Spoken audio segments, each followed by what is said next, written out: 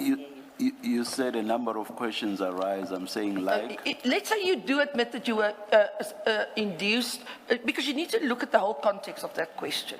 Your appearance, whether you induced it or influence, give false evidence. The emphasis here is not your evidence as a whole.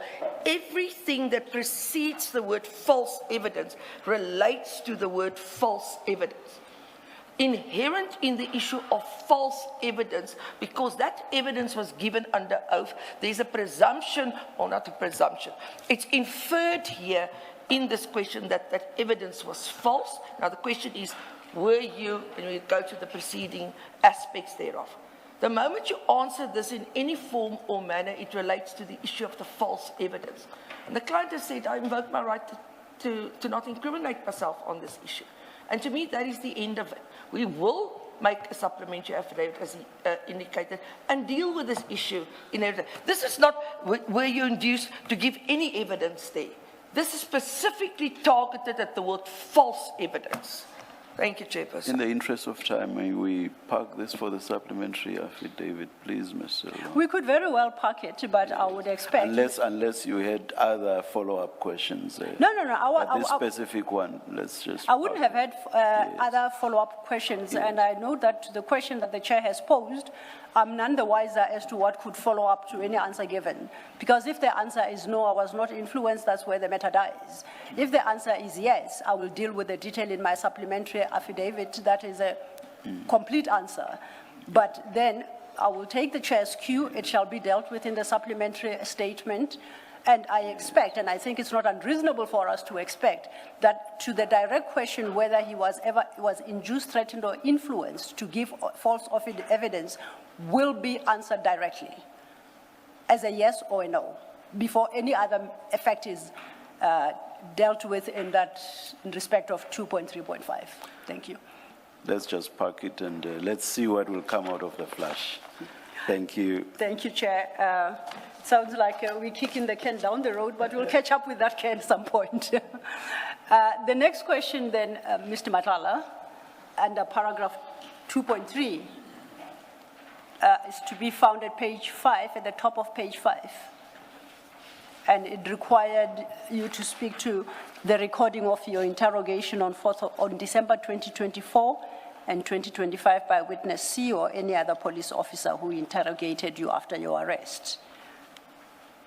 You haven't dealt with it here, so for the record, I would like you to address yourself to that, whatever position you assume in respect thereto. Chairperson, maybe at this point, based on this particular issue, it's one of the legal aspects that I intend to raise with you in due course.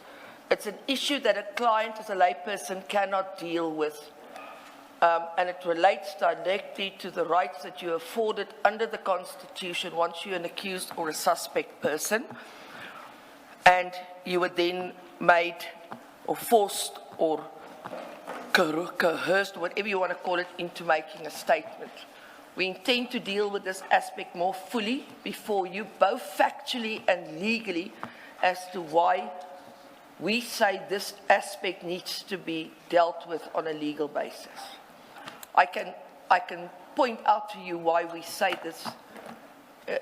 You cannot deal with the greatest respect with this statement here for a large number of reasons, but I would suggest again, as I've said before, wait for the factual foundation and the issues that's contained in there, and then make a ruling on that aspect. As I said, I jump in here because it's not an issue that a layperson can deal with when it comes to your rights as an accused person, because it's common cause that at that point he was arrested.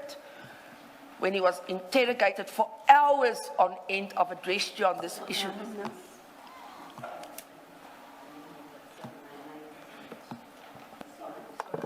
Yeah, I think there must be a difference between an answer to the question, why did you not address 2.36? Because he didn't address it. We're talking about his affidavit, not your legal opinion on why it should not be addressed. The question is, you filed an affidavit in answer to questions. There's 2.36. You did not answer that question. The witness is completely competent and must answer that question, why he did not address it. You can argue later on, but what you're doing now is you're giving answers that the witness should give, and that's improper.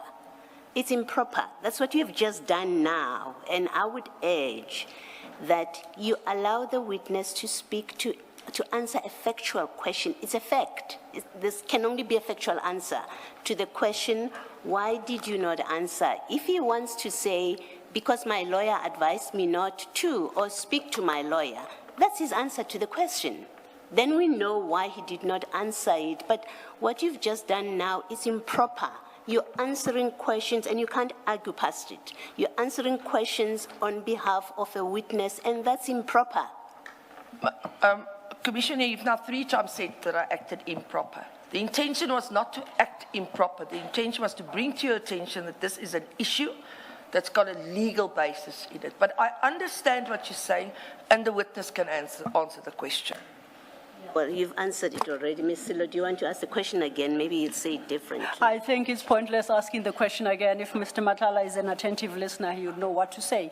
And I agree with you, Commissioner Baloyi, because I think Mr. Matlala, we should remind ourselves that Mr. Matlala says that his paragraph 4, and I quote, where I make submissions of law, I do so on the advice of my legal representatives, which advice I verily believe to be correct.